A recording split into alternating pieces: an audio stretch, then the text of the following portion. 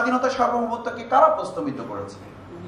নতুন স্বাধীনতা যোদ্ধা কেন আজকে আহত পঙ্গুত্ব বরণকারী ভাইয়েরা মেডিকেলে বসে আনন্দের চোখে একদিকে পানির অশ্রু বয়ে চলছে, আত্মচিৎকার করে সে আনন্দে উল্লাসিত হয়ে হাসি দিয়ে ওই পানির সাথে মিশ্রিত করে আমিরে জামাতের ঠোঁটের সাথে কপাল মিলিয়ে যখন আত্মচিৎকার করে বলে, ডক্টর শফিক সাহেব, আমাদের এই হাত হারানো, আমাদের এই পা হারানোতে কোনো আক্ষেপ নেই, কোনো কষ্ট নেই। ডক্টর শফিকুল ইসলাম মাসুদ।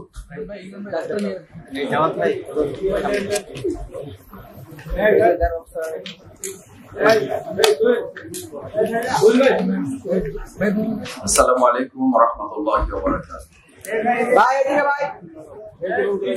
আউযু বিল্লাহি মিনাশ শাইতানির রাজীম। বিসমিল্লাহির রহমানির রহিম।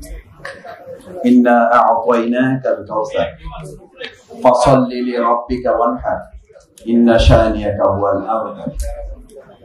সাদাকাল্লাহুল আযীম।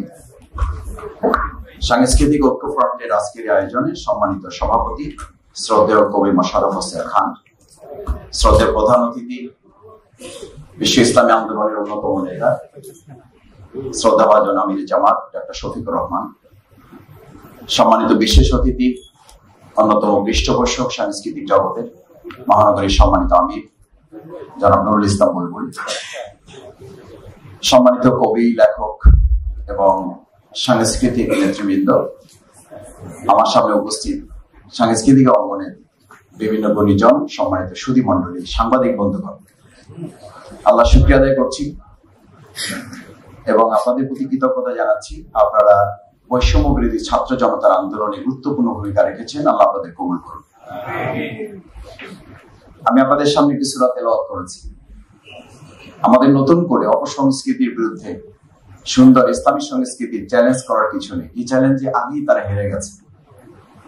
এই সূরা যখন নাজিল হয় তখন প্রথম দুটি আয়াত দিয়ে তারপরে বলা হয়েছিল, তোমরা সবাই মিলে এই আবুল হাকাম সহ যারা আসো, পরের একটা লাইন তৈরি করে যদি নিয়ে আসতে পারো তাহলে তোমাদের সবকিছু মেনে নাও।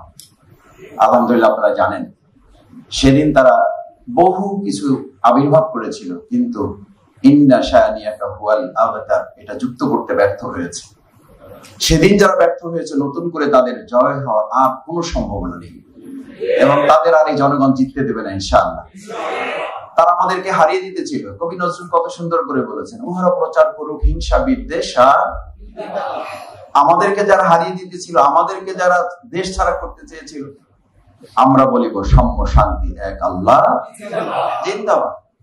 আমাদের আমিরে জামাত কত সুন্দর করে সেটা বলেন। আমাকে সেদিন একজন অন্য জগতের সাংস্কৃতিক কবি ফোন করেছেন, আপনারা কারো কারো স্ট্যাটাসও দেখেছেন, যারা আপনারা হয়তো কল্পনাও করেন না যে আপনাদের আমিরে জামাত এত সুন্দর করে কথা বলেন কি করে। এটার একটা জবাব আমি বলেছিলাম যে আমি এরকম পাশে বসে শহীদ মাওলানা দেলোয়ার হোসেন সাইদি রাহিমাহুল্লাহকে জিজ্ঞেস করেছিলাম, আপনাকে মানুষ এত পছন্দ করে, আপনার কথা এত শোনে কেন? উনি বলেছিলেন, আমি যদি আমি বাপের কথা, আমার মায়ের কথা, আমার শুধু দলের কথা বলি তাহলে কেউ শুনবে না, কারণ আমি ইসলামের কথা বলি, কোরআনের কথা বলি। এর চেয়ে সুন্দর সংস্কৃতি পৃথিবীতে আর নেই, যেই কারণে মানুষ এটা পছন্দ করে। আমিরে জামাত ইসলামের কথা বলে, দেশের কথা বলে, দেশ প্রেমের কথা বলে, সেই জন্যই কথাগুলো সুন্দর। এই পরাজয়কে কেউ আমাদেরকে হারিয়ে দিতে পারবে না ইনশাআল্লাহ।